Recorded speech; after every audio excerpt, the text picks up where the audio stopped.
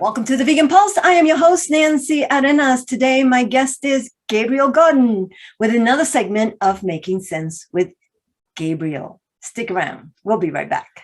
Hi, Gabriel. Welcome back to Making Sense with Gabriel. You are the star. Awesome. It's great to be a star. So, as a dietitian, have you found more and more people are seeking your advice about a vegan diet?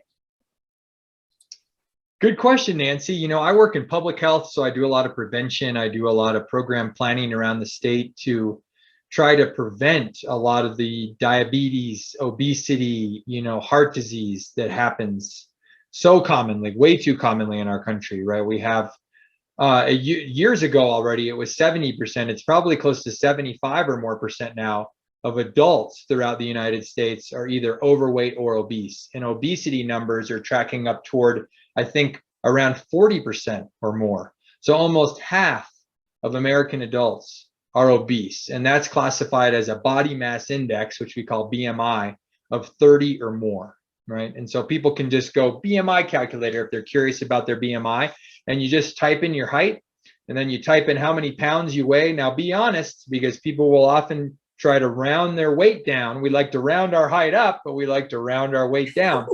And so people should get on a scale so that they know their honest body weight. And then they type in their honest body weight into a BMI calculator, and it'll just really quickly spit out a number. And healthy BMI is anything 25 or less. And then again, we don't want to be too low, because if you get too skinny, that has a number of problems. So generally speaking, a BMI between 18.5 and 25 is considered, a normal range. And then 25 to 30 is considered overweight. So that's that other 30 to 40% of like the 75% more or less of adults that are overweight or obese, excuse me. And so about more or less half of that 80% are the overweight folks, 25 to 30 on BMI, and then anybody above 30 falls into that obese category, right? And 40%, that's almost half of American adults, are obese. And so, and more reason to become vegan and to adopt a plant-based diet, because vegans, great research to show this, many research studies with thousands of people to show that the more plant-based we eat, so as we remove and eliminate animal products from our diet, and we eat more and more plant foods, that people just naturally have healthier body weights, right? So if you look at vegans in some of these great studies, one of them happens to be Adventist Health 2 study. It's out of Loma Linda, California, where they study the Adventist cohort, and the Adventist is a religious group that historically has prioritized healthy living.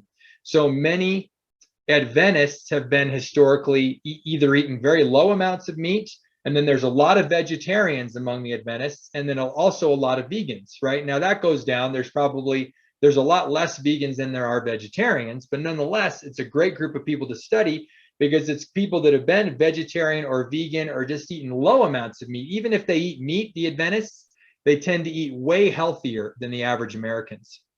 But even among them, right, so they've got these healthy meat eaters in the Adventist group, healthy vegetarians and healthy vegans. But even though all of these people are essentially healthy, the vegans consistently have the best health outcomes. So in this group, there's the lowest amount of type 2 diabetes in the vegan group, right? The lowest amount of overweight or obesity in the vegan group compared to the vegetarians or the omnivores. Even though all three groups are essentially eating a lot of whole plant foods, they're eating a pretty healthy diet, right? But the vegans do best. So great point there. And so how often do people come to me? So again, I'm not a registered dietitian that's working in a clinical setting that sees patients on a daily basis who are coming to the doctor's office because they've got overweight or obesity or type 2 diabetes or whatever it might be, or working in a hospital like other clinical dietitians where they're seeing people who are coming in because they've got, an inflamed gallbladder and they had to have their gallbladder removed because, again, they're on this fatty, saturated fat laden, processed food laden standard American diet that's rich in animal products, right? That'll cause you to get a gallbladder disease and have your gallbladder get taken out. Or dealing with chronic kidney disease, type 2 diabetes, various forms of cancer. And the prevalence or the amount of these diseases can be significantly reduced if we adopt a more plant-based and vegan diet, right? Specifically. But nonetheless, I will speak to my experience just in society. I think that we know that with some of these great documentaries like Cowspiracy, like What the Health, like Forks Over Knives specifically. I love Forks Over Knives. And then there's another documentary called Forks Over Knives, The Extended Interviews. So many people have heard of Forks Over Knives, but many people have not heard about this kind of sister documentary that they made years ago called The Forks Over Knives, The Extended Interviews. That's the subtitle. I really recommend folks check that out. I saw that, and that was my introduction to essentially adopting a whole food plant-based vegan diet, was Forks Over Knives, The Extended Interviews. And they just do interviews in depth, asking a lot of these basic nutrition questions. Hey, give me a deep dive on dairy. Why is it good? Why is it bad? Why, specifically, why is it bad and why should we not eat it? Or why does the human body thrive and really, do best without it? And why does the human body do best when we eliminate different types of meat and other animal products from our diet? Why do we do so well when we eat more beans and greens and whole grains and different types of herbs and spices and nuts and seeds? They answer all these questions in that documentary. So I really recommend that one to everyone. It was really changed my life. And I saw that years before I saw the actual Forks Over Knives documentary. And then another great one that's a little bit newer than those others is what's the sport one about the athletes? The Game Changers. Game Changers. Yes. Game Changers. I have a friend, I know the guy who served as the chief scientific advisor. So he scrutinized literally everything that was said in that documentary to make sure that it was wholeheartedly based in the scientific research, right? The best available scientific research. We can all look at research and you can basically come to any conclusion you want, right? About eggs are good, eggs are bad, beans are good, beans are bad. You can say whatever you want because there's some research out there that you can find to support, whatever point you want to make. The whole point of the deal is there's better research and there's worse research. And so we always want to, in the vegan and the plant-based community, reference and make our decisions based off of the best available balanced scientific evidence. And they did a wonderful job of that because I know David Goldman personally. He's a registered dietitian and an exercise physiologist. He scrutinized every bit of research in every scientific paper that they cite in the Game Changers. It's an incredible documentary. And so with these great documentaries that are really highlighting veganism and how awesome it is, what it can do for human health, environmental health, and the reduction of animal suffering, it's getting a lot of people excited about giving vegan diets a try. But we need to make sure that the resources are available to them so that they can be supported in this significant, big life transition, right? It's not easy to go from a standard American diet to a vegan diet. It is for some people. Every once in a while, you'll just find the right person, the right place and time in their life where they make a transition. They don't seem to have any big digestive issues, with like, oh, I'm eating these beans and all this fiber and it's giving me all this gas and bloating, which is pretty common, right? Because most people are on a low fiber diet. And when you adopt a higher fiber diet that's rich in plant foods, which is easy to do on a vegan diet, because you're eliminating all those animal products and those don't have any fiber in them, you're going to be getting a lot more fiber. Some people do really great when they first transition to a plant-based diet.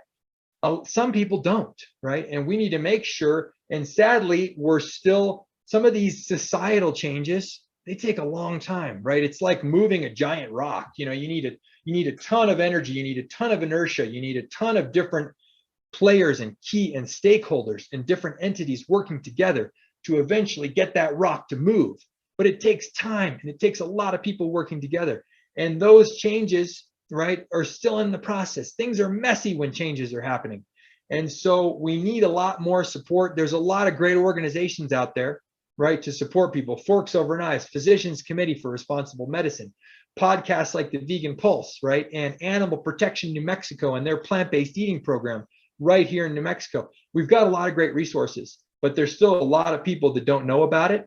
And that's just the work that we have to do. We have to continue to, spend our time spreading the good word, making sure people have the kind of support they need, that when they watch a documentary like this and they get excited, because it happens for a lot of people, too many people. They get excited and they maybe think, oh yeah, I want to try a vegan diet. But then they hit one or two roadblocks along the way. Oh, I don't know how to cook this way. Oh, I don't like the way the food tastes, because I'm used to eating, like fatty hamburgers from McDonald's all the time. And so it's a little bit different when you're adjusting to a new diet. And when people hit those roadblocks, they often throw up their hands and they give up and they go back to their original way of eating. And so making sure that we change our food environments, that we provide enough support to folks so that when they decide to make these big changes, they have the kind of backing and support and different things that they need to actually make this change stick. That's the hard part, making the change stick. It's easy to get excited in the moment when you see some awesome person who's a vegan and you say, oh, I want to be like that guy or that girl, that woman or that person. Or I see this great documentary and it gets me all excited. But making the change and sticking with it, that's the secret sauce. And that's what we really got to work on as a society. And I think that that's what we're trying to do. We're like the boots on the ground. We're pushing that rock, the information, letting people know this is where you could go for some information on nutrition. This is where you could go for a support group. This is where you could go. Our Red and Green Veg Fest is coming up in August, where you could come meet community, people who are on that journey, who had trouble, who didn't have trouble, all the different phases that it takes for different people to reach their goals, and to remember that, everybody's journey is different. And we need to remember when we're doing a transition, whether it be for a diet or anything else, to remember and hold on to the why we're doing it. Are you doing it for the planet, for the animals, for your health? Whichever one you are doing it for, we're okay with that. And we can help you. Exactly. Yeah. And that's why I'm involved in public health at the Department of Health. And I'm also a big believer in that it's really hard to ask individuals to do all the work on their own, right? And so we need to change our societal structures. We need to change our policies. We need to change the environments that we're living in. So this is much broader, right? Public health is a very broad umbrella that if we can make changes at the policy level that make plant-based foods more affordable, right? Or that make sure that we have good grocery stores in every community that actually have fresh produce and other forms of, canned and frozen produce that are healthy, that people have access to. Because if you don't have access to the food, you're never going to stand a fighting chance at changing your diet. And right? To make it affordable. Yes, of course, making it affordable. And so I concentrate in my work on making some of those broader changes that essentially make the healthy choice the easy choice, right? So it's things that are happening that people don't even know about, that people don't even realize. It's just changes to their environment, to their food environment, to their food systems that are going to automatically kind of nudge them toward eating more whole plant foods, right? Toward eating more vegan foods. But they're changes that they don't even have to make on their own, right? It's not me sitting down and saying, oh, I'm going to change my diet. I'm writing a plan. I'm creating all the different things. I'm putting in all the individual effort. It's a lot to ask of individual people because we're stressed, we're overworked. Many people don't make enough money for the hard work that they do. They're underappreciated. And so when you add up all these different variables that people are dealing with in life, it's a really tall ask to say, hey, adopt a vegan diet, right? Because it was like, well, it's easy for me to say as a white male, come from a nice middle-class family. My parents were both educated, right? I always had enough to eat. I had access to education. I come from privilege. It's one thing for me to make a change to a vegan diet because of the tremendous privilege that I come from. It would be very judgmental for me to expect somebody who came from poverty, who didn't have good parental support, who didn't have other good role models in their life, who don't live in a food environment where they have access to a good grocery store. And then I'm going to say, hey, you should eat a vegan diet because it's good for your health and it's good for the animals and it's good for the planet. Well, I got to think in a more universal perspective to say, we got to see the whole person. We got to see the whole society before we start casting stones. But that's why I think public health is so important, because the more we can change the system, the more we can change the society, then we can make it more equitable for more people, more diverse people, to have the opportunity to really give plant-based and vegan diets a consideration. And that's absolutely true. And the reason why I promote veganism at any chance I get, meaning having resources, doing podcasts like this, publishing magazines, because I want to get the information out there in front of people. Because I know that when I tried to go vegan 15 years ago, I failed. And I failed not because it wasn't a great diet to go to, but because I didn't have the information. I didn't have the information. I didn't know the know-how. And after a month, I'm like, oh, I got to eat meat. There's no way that someone can survive without eating meat. And so I went back to eating flesh. But then, 9 years ago, with a little bit more info, a little more education, then it became something that was attainable for me. And then I knew that I had to help share the information with other people because they don't know, especially after reversing fibromyalgia. People who have diabetes, heart disease, fibromyalgia, and some other ailments could possibly reverse them or at least, minimize it. Definitely. Yeah, that's what we got to just keep doing the good work and fighting the good fight. So again, thank you. It's great chatting with you, Gabriel. And until next time, bye-bye. Adios. Great to see you. Bye. Thank you for joining us on another episode of The Vegan Pulse. I am your host, Nancy Arenas. Remember, check out our website, like us on Facebook, and subscribe to our YouTube channel. If you have a pulse, you have a purpose. Live vegan.